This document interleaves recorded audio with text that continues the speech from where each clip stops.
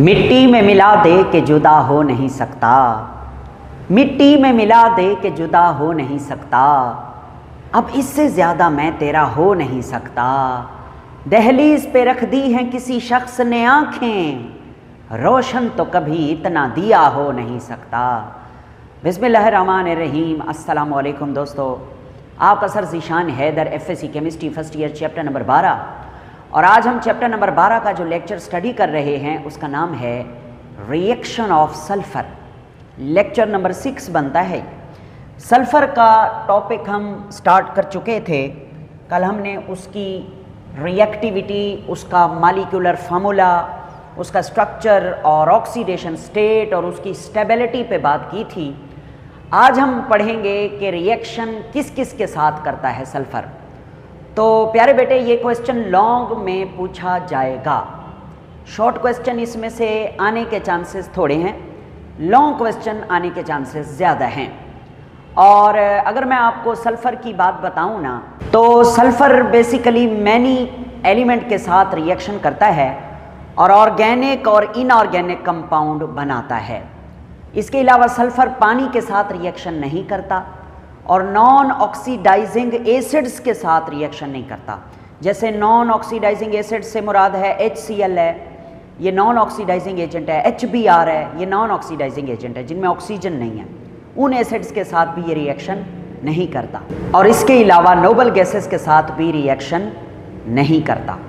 और सल्फ़र में एक ख़ास प्रॉपर्टी पाई जाती है जिसका जिक्र हम कल भी कर चुके, catenation, the self linking property. तो ये कुछ बातें करने के बाद हम अब रिएक्शन देखते हैं सल्फ़र के। प्यारे बेटे, सल्फ़र के 5 तरह के रिएक्शन हैं हमारी टेक्स्ट बुक के अंदर। सबसे पहला है रिएक्शन विद ऑक्सीजन, ऑक्सीजन के साथ सल्फ़र का रिएक्शन। तो मैं आपको बताना चाहता हूं कि ऑक्सीजन के साथ सल्फ़र का रिएक्शन किस तरह से होता है। ये सल्फ़र है, सल्फ़र सॉलिड हालत में एग्जिस्ट करता है। इसका ऑक्सीजन के साथ रिएक्शन कब होगा? जब आप सल्फ़र को एयर में लेकर आएंगे ना, एयर के अंदर, तो ऐसा बिल्कुल नहीं है कि सल्फ़र जैसे ही एयर में एक्सपोज होगा वो ऑक्सीजन के साथ रिएक्शन शुरू कर देगा।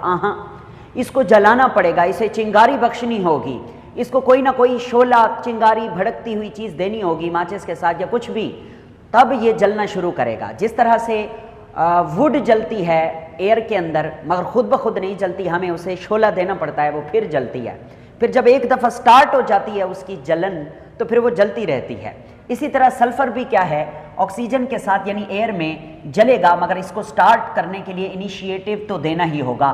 फिर सल्फ़र ऑक्सीजन के साथ जलता रहेगा और सल्फ़र डाइऑक्साइड बनाता जाएगा जो कि गैस है, जो कि एसिड रेन का बास बनती है, पॉल्यूशन का बास बनती है। तो इस तरीके से ऑक्सीजन के साथ सल्फ़र जो है रिएक्ट करता है और सल्फ़र डाइऑक्साइड बनाता है। तो इस रिएक्शन में जब सल्फ़र ऑक्सीजन के साथ जल रहा होता है और SO2 बन रहा होता है तो ब्लू कलर का फ्लेम होता है। ब्लू, तुम ग्रीन से लिख रहे हो, कोई बात नहीं, मैं फिर ब्लू से लिख देता हूँ, BLUE, ब्लू। ब्लू कलर में इंक कम है। ब्लू कलर का जो है वो फ्लेम नज़र आ रहा होता है, ब्लू कलर का शोला, जब ये सल्फ़र ऑक्सीजन से जल रहा है। ओके, अब ये जो सल्फ़र डाइऑक्साइड है ना, SO2, इसका रिएक्शन मज़ीद आगे अगर ऑक्सीजन के साथ हम कराएं तो हम कराएंगे, ये खुद ब खुद नहीं हो। तो इसको कराने के लिए हमें जो है ना जनाब, कैटलिस्ट भी देना होगा और हीट भी देनी होगी। सर जी, कैटलिस्ट तो हम विनेडियम पेंटाऑक्साइड लेते थे। जी हाँ, बिल्कुल, विनेडियम पेंटाऑक्साइड भी ले सकते हैं आप, प्लाटिनम भी ले सकते हैं, दोनों में से कोई एक ले सकते हैं। इस जगह पर उसने प्लाटिनम लिया है। तो सल्फ़र डाइऑक्साइड जब ऑक्सीजन के साथ रिएक्ट करेगा तो ये सल्फ़र ट्राइऑक्साइड गैस बना देगा, SO3। इस इक्वेशन को बैलेंस करने का क्या तरीका है, आप या तो इस ऑक्सीजन के साथ जनाबे वाला हाफ से मल्टीप्लाई कर दें, एक तो ये तरीका है। दूसरा तरीका ये है कि आप इसको हाफ से मल्टीप्लाई ना करें, इधर भी 2 लगा दें, इधर भी 2 लगा दें, यानी इसको भी 2 से मल्टीप्लाई, इसको भी 2 से multiply. Now this is the balanced chemical equation. दोनों तरीके इस्तेमाल हो सकते हैं बैलेंस करने के लिए, जो आपका दिल करे उसी से आप इसको बैलेंस कर दें। तो ये हो गया रिएक्शन विद ऑक्सीजन, बस यही था सल्फ़र का। नेक्स्ट आगे चलते हैं और डिस्कस करते हैं reaction of sulphur with nitric acid. Nitric acid क्या होता है? HNO3। नाइट्रिक एसिड बेसिकली जो है ऑक्सीडाइजिंग एजेंट है या ऑक्सीडाइजिंग एसिड है, इसके साथ रिएक्शन करेगा कौन? सल्फर। देखें भाई, हम रिएक्शन लिखते हैं HNO3, this is nitric acid, okay. इसका रिएक्शन होगा सल्फर के साथ, सल्फर जो है इसके साथ रिएक्ट करेगा और जो चीज़ें बनेगी वो मैं आपके सामने लिख रहा हूँ। एक तो बनेगा H2SO4 और इसके साथ बनेगा NO2 और इसके साथ बनेगा पानी H2O। ये 3 प्रोडक्ट बनेंगे, आपको याद रखने होंगे। और एक बात और भी आपको याद रखनी है कि हमने जो नाइट्रिक एसिड लेना है वो 6 मोल लेना है, ये भी आपने याद रखना है। 6 मोल नाइट्रिक एसिड आपने लेना है, ओके। जब आपने नाइट्रिक एसिड 6 मोल लिया है तो नाइट्रोजन 6 हैं, तो इधर नाइट्रोजन डाइऑक्साइड भी कितने बनेंगे? 6 मोल बनेंगे। तो इसके साथ भी आपको क्या लगाना पड़ेगा? 6 लगाना होगा, ओके।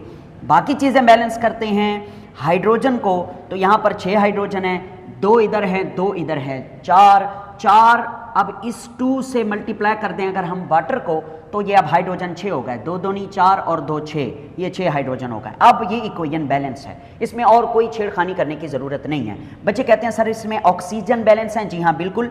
6 तियाँ कितना होता है? 6 कम 6, 6 दूनी 12, 6 3 18, 18 ऑक्सीजन है। 4 ये हैं, 6 दूनी 12, 12 और 4 13, 14, 15, 16 और 2 ये ऑक्सीजन है, 18 oxygen. Now this is the balanced chemical equation. मैं आपको बताना चाहता हूं इस इक्वेशन में जो नाइट्रिक एसिड है ये ऑक्सीडाइजिंग एजेंट के तौर पर काम कर रहा है। इसने सल्फर की ऑक्सीडेशन करा दिया। सर कैसे कराई है? देखो भाई, सल्फर पे इधर 0, कोई भी चार्ज नहीं है, इसका मतलब सल्फर अकेला है तो इसकी ऑक्सीडेशन स्टेट 0 है।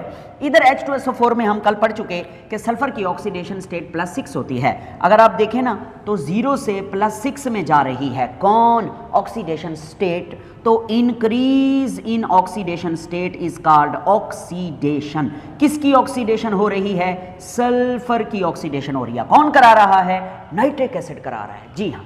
आगे चलते हैं, नेक्स्ट तीसरा रिएक्शन देखते हैं। तीसरा रिएक्शन है रिएक्शन विद मेटल्स। मेटल्स के साथ रिएक्शन। कौन सी मेटल्स के साथ रिएक्शन?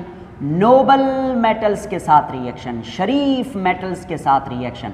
शरीफ मेटल्स भी रिएक्शन करती हैं, जी हाँ, बताता हूं कैसे। नोबल मेटल्स या आप इन्हें कहें lower electronegative metals, lower electronegative element, ठीक है। आपको पता है ये जो मेटल्स होती हैं इनकी इलेक्ट्रोनेगेटिविटी बहुत कम होती है। तो नोबल मेटल जहाँ जिनके साथ सल्फर रिएक्ट करेगा, that is which one of them is silver and other is mercury Hg and next is copper Cu। अब समझते जाना मेरी बात, यहाँ पर सल्फर का इसके साथ रिएक्शन होगा, इसके साथ भी रिएक्शन होगा, इसके साथ भी रिएक्शन होगा।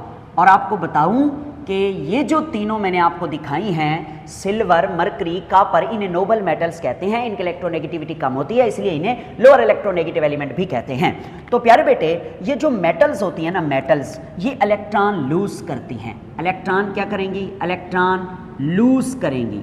और ये जो सल्फर है ये क्या करेगा? ये नॉन मेटल है तो ये इलेक्ट्रॉन गेन करेगा। अब आप मुझे बता सकते हैं कि इन मेटल्स और सल्फर में से कौन ऑक्सीडाइजिंग एजेंट है और कौन रिड्यूसिंग एजेंट है? जी हाँ, जो इलेक्ट्रॉन दूसरे से खींच लेगा उसे हम ऑक्सीडाइजिंग एजेंट कहेंगे। तो सल्फर क्या है? ऑक्सीडाइजिंग एजेंट है। वैसे भी जो नॉन मेटल्स होती हैं वो ऑक्सीडाइजिंग एजेंट होती हैं और जो मेटल्स होती हैं वो रिड्यूसिंग एजेंट होती हैं, ठीक है। तो ये रिड्यूसिंग एजेंट के तौर पर काम कर रही हैं और सल्फर जो है वो ऑक्सीडाइजिंग एजेंट के तौर पर काम कर रहा है। और प्यारे बेटे, मैं आपको बताऊं, एक सिल्वर का एटम सिर्फ 1 इलेक्ट्रॉन लूज करता है, ठीक है। तो एक सल्फर का एटम 2 इलेक्ट्रॉन गेन करता है। तो इसलिए एक सिल्वर जो है सल्फर के साथ काफ़ी नहीं है, 2 सिल्वर के एटम चाहिए इक्वेशन के अंदर। तो ये बना देगा सल्फाइड, सिल्वर सल्फाइड, Ag2S, इसे बोलते हैं सिल्वर सल्फाइड। नाम बेशक आप लिख सकते हैं, सिल्वर सल्फाइड, सल्फाइड। मैं आपको एक बात बताऊं, सर बता दें, किस बात का शर्माना? अगर सल्फर SO4-2 हो तो इसे बोलते हैं सल्फेट। क्या बोलते हैं? सल्फेट। और अगर हो SO3-2 तो इसे बोलते हैं सल्फाइट, ओके, जी हाँ। और इसी तरह अगर अकेला सल्फर हो और उसके ऊपर -2 का चार्ज हो तो इस आयन को बोलते हैं सल्फाइड, इसीलिए हमने यहाँ पर क्या लिखा है, सिल्वर सल्फाइड, क्योंकि S जो है इसके ऊपर -2 का चार्ज है, इसने 2 इलेक्ट्रॉन गेन किए हैं, इसीलिए तो ये सिल्वर सल्फाइड बन गया। अच्छा, एक बात मेरे जहन में और आ रही है, वो भी मैं आपको बता देता हूँ कि केमिस्ट्री में अगर NO3-1 हो तो इसे कहा जाता है नाइट्रेट, और अगर केमिस्ट्री में NO2-1 हो तो इसे क्या बोलते हैं, नाइट्राइट, और अगर N हो उसके ऊपर -3 का चार्ज हो तो इसे बोलते हैं नाइट्राइड।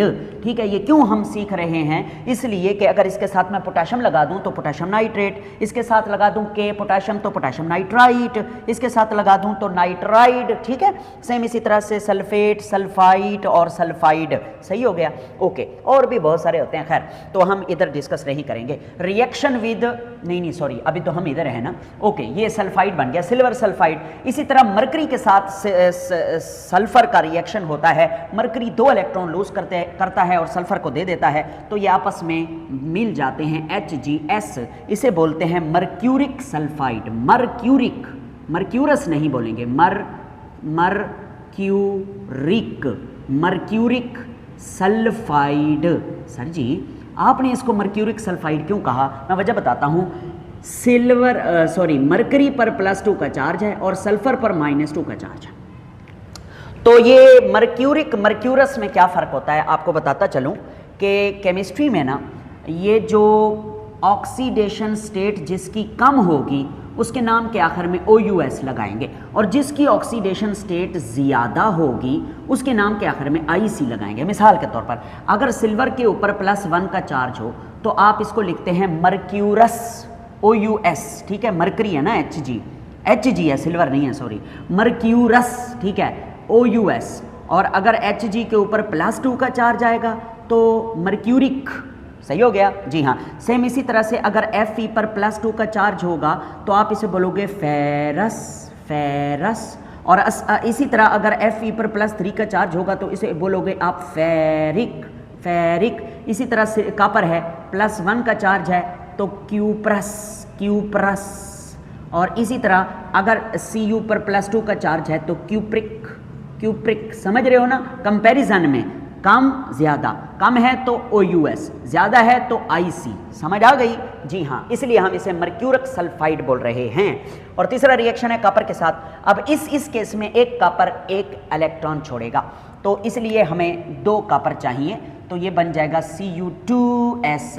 इसे क्या बोलोगे, क्यूप्रिक या क्यूप्रस। एक कॉपर ने 1 इलेक्ट्रॉन लूज किया है, इसका मतलब एक कॉपर पे +1 ऑक्सीडेशन स्टेट है, तो आप इसे क्यूप्रस बोलोगे। क्या बोलोगे, क्यूप्रस। और S है, S पे -2 होता है, अगर S पे -2 हो तो हम उसे क्या बोलते हैं, सल्फाइड। ठीक हो गया। हाँ जी, केमिस्ट्री ना याद करने से नहीं आती, समझने से आती है केमिस्ट्री। ठीक है मेरे प्यारे बेटे। अच्छा, ये हो गए रिएक्शन, सल्फाइड बन गए। अब मैं आपको मज़े की बात बताऊं, चांदी जिसे हम सिल्वर कहते हैं, आपको पता है ये जो सिल्वर है, ये सिल्वर चांदी वक्त गुजरने के साथ साथ काला होता जाता है।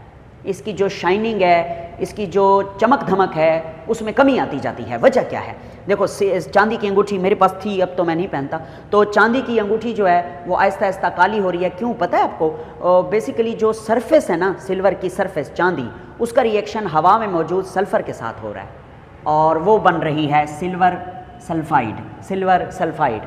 इसलिए उसकी जो सरफेस है वो टार्निश हो रही है। टार्निश कहते हैं मध्यम हो जाना, काला हो जाना, धुंधला हो जाना, खराब हो जाना। समझ रहे हो, हाँ जी, ये बस वही सरफेस वाली सिल्वर ही सल्फर के साथ रिएक्ट कर पाती है। इंटरनल अंदरूनी जो सिल्वर है वो सारी रिएक्ट नहीं करती सल्फर के साथ। ठीक है, तो इसी तरह जो कॉपर है, कॉपर के साथ भी सल्फर जो है ना, सरफेस के ऊपर वाली कॉपर ही सल्फर के साथ रिएक्शन करती है। हाँ, अगर आप सारी सिल्वर को सल्फर के साथ रिएक्ट करवाना चाहते हैं तो फिर आपको उसका पाउडर बनाना होगा, फिर इसको हीट देनी होगी, फिर वो मज़े से सारी कॉपर जो है या सारी सिल्वर जो है सल्फर के साथ रिएक्ट कर जाएगी। नेक्स्ट देखें, रिएक्शन विद सायानाइड। सायानाइड क्या होते हैं मैं बताता हूँ। सायानाइड बेसिकली कहते हैं Cn-1 को, इन्हें बोलते हैं सायानाइड आयन। ठीक है, तो इस रिएक्शन में हम क्या करेंगे, सायानाइड आयन Cn-1 को हम SCN-1 में चेंज करेंगे। इसका नाम होगा सायानाइड। ठीक है, इसका नाम होगा थायोसायानाइड नहीं, थायोसायानेट। ठीक है, तो आज के इस रिएक्शन में, रिएक्शन विद सायानाइड में, हम सायानाइड को थायोसायानेट में चेंज करेंगे। चार्ज सेम रहेगा, सायानाइड पे -1 है, SCN पे भी -1 है। ठीक है, थायोसायानेट, सल्फर जिसके साथ आ जाए उसे थायो भी कहते हैं, थायोसायानेट। प्यारे बेटे जरा रिएक्शन देखते हैं। सायानाइड एनाइन है, अकेला तो होगा नहीं, किसी न किसी कैटाइन के साथ होगा। तो इधर कैटाइन जो हमारी बुक में है वो पोटाशियम है, पोटाशियम सायानाइड, इसे बोलेंगे पोटाशियम सायानाइड। ठीक है, इसका रिएक्शन हम कराएंगे सल्फर के साथ, S के साथ। तो सल्फर जब इसके साथ रिएक्ट करेगा तो पोटाशियम सायानाइड चेंज हो जाएगा पोटाशियम थायोसायानेट में। देखो कैसे, ये पोटाशियम KS आगे लगा दें, ये वाला CN, इसे क्या बोलेंगे, पोटाशियम थायोसायानेट, पोटाशियम थायोसायानेट।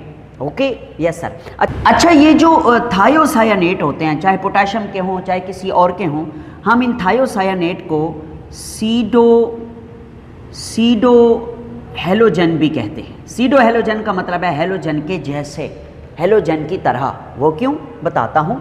हेलोजन जो होते हैं ना, जैसे कि फ्लोरीन है, ब्रोमीन है, क्लोरीन है, इनके ऊपर होता है -1 का चार्ज। ये इस हालत में होते हैं, यानी इसे आप फ्लोराइड कहेंगे, इसे ब्रोमाइड कहेंगे, इसे क्लोराइड कहेंगे। ठीक है, तो इस पे थायोसायानेट पे भी तो -1 का चार्ज है, SCN -1, F -1, Br -1, तो इन पर चार्ज -1 है। ये एक ही तरह के एनाइन हैं, इसलिए इन्हें सूडो हेलोजन कहा जाता है, थायोसायानेट को। ओके, नेक्स्ट लास्ट रिएक्शन है रिएक्शन विद हेलोजेंस। हेलोजेंस का हमें पता है कि ये क्या होते हैं। हेलोजेंस को X से हम जाहिर करते हैं और इसमें आ जाते हैं fluorine, chlorine, bromine, iodine, Noreen, Parveen. ये क्या था जी। तो सबसे पहले हम किसका रिएक्शन कराएंगे, सल्फर का रिएक्शन करवाते हैं। सल्फर का रिएक्शन कराते हैं फ्लोरीन के साथ, F2 के साथ। तो ये रिएक्शन होता है और ये SF6 भी बनाता है और ये SF4 भी बना सकता है। ठीक है, हमारी बुक में SF6 का रिएक्शन है। ये SF6 जो है इसे बोला जाता है सल्फर हेक्साफ्लोराइड, सल्फर हेक्साफ्लोराइड। ठीक है, इसे ये बोलते हैं। और ये एक गैस है, ये एक क्या है, गैस है। और ये इनर्ट गैस है। इनर्ट से मुराद है नॉन रिएक्टिव गैस है, मतलब ये रिएक्शन नहीं करता, इसलिए इसको एज आ इंसुलेशन गैस के तौर पर इस्तेमाल करते हैं। इंसुलेशन गैस मतलब क्या, जो बिजली की से चलने वाली मशीनें होती हैं उनके अंदर ये गैस फिल कर दी जाती है ताकि स्पार्किंग ना हो, क्योंकि ये इंसुलेशन गैस है। इंसुलेशन गैस इसलिए है क्योंकि ये किसी के साथ रिएक्ट नहीं करती, SF6। ठीक है, ज़रा इक्वेशन को बैलेंस करो, इधर 2 F हैं, इधर 6 हैं, इसको 3 से ज़रब दो, 3 दूनी 6, ये हो गया। ठीक, अच्छा अब आगे चलते हैं। अगर हम इस सल्फर का रिएक्शन कराएं क्लोरीन के साथ, क्लोरीन गैस के साथ, सल्फर ले लेना है लिक्विड फॉर्म में और क्लोरीन गैस के साथ इसका रिएक्शन कराएंगे अगर हम, तो ये बनेगा S2Cl2। इसका नाम क्या होगा, डाई सल्फर डाई क्लोराइड। क्या नाम होगा, disulphur die chloride. Okay जी हाँ। और आपको पता है ये जो S2Cl2 है ये येलो कलर का लिक्विड होता है। किस कलर का, येलो कलर का लिक्विड होता है, ये आपने याद रखना है। ओके हो गए 2। सर जी ऊपर वाली इक्वेशन को बैलेंस तो करो पहले जी, कर लेते हैं। यहाँ 2 सल्फर हैं, इसको 2 से मल्टीप्लाई कर दें, बस ये हो गई बैलेंस। अब अगर हम ऐसा करें कि इस S2Cl2 जो कि येलो कलर का लिक्विड है, इसका मजीद दोबारा रिएक्शन करवाएं क्लोरीन गैस के साथ, तो पता है ये क्या बनाता है, ये बनाता है SCl2, यानी 1 सल्फर और 2 क्लोरीन, जिसका नाम होगा सल्फर डाई क्लोराइड। क्या नाम होगा, sulphur die chloride, sulphur die chloride. और ये होता है रेड कलर का लिक्विड, रेड कलर का लिक्विड। ओके, तो इसको बैलेंस कर लो इक्वेशन को। यहाँ पर हैं 2 सल्फर हैं, इधर 2 क्लोरीन है, इधर भी 2 क्लोरीन है, तो 2 और 2 4, मैं इसे 2 से ज़रब दे देता हूँ। तो सल्फ़र हो गए 2, क्लोरीन हो गए 4, 2 दूनी 4, इधर भी 4 है उधर भी 4 है। आपकी टेक्स्ट बुक में ये गलत लिखा हुआ है रिएक्शन, इसको ठीक कर लेना। आपकी टेक्स्ट बुक वाले ने इधर मिस्टेक की हुई है, ये जैसे मैंने लिखा है ये बिल्कुल ठीक है, ठीक है। यहाँ पे आकर जो है सल्फ़र के जो रिएक्शन हैं वो ख़त्म होते हैं। तो इसकी तैयारी करें, इसका स्क्रीनशॉट लें। मिलते हैं अगले लेसन में, कल हम इंशाल्लाह इसके यूजेस पढ़ेंगे सल्फ़र के और फिर इसकी एक्सरसाइज। बाकी मिलते हैं, अल्लाह हाफिज़, अपना ख्याल रखिए। अगर आप मेरे चैनल पे नए हैं तो सब्सक्राइब करना ना भूलें हैं। अब आप इसका स्क्रीनशॉट बना लीजिए, वो पहले थोड़ा सा आखिरी वाले पॉइंट कट हो रहे थे, स्क्रीनशॉट बना लें। Thank you very much.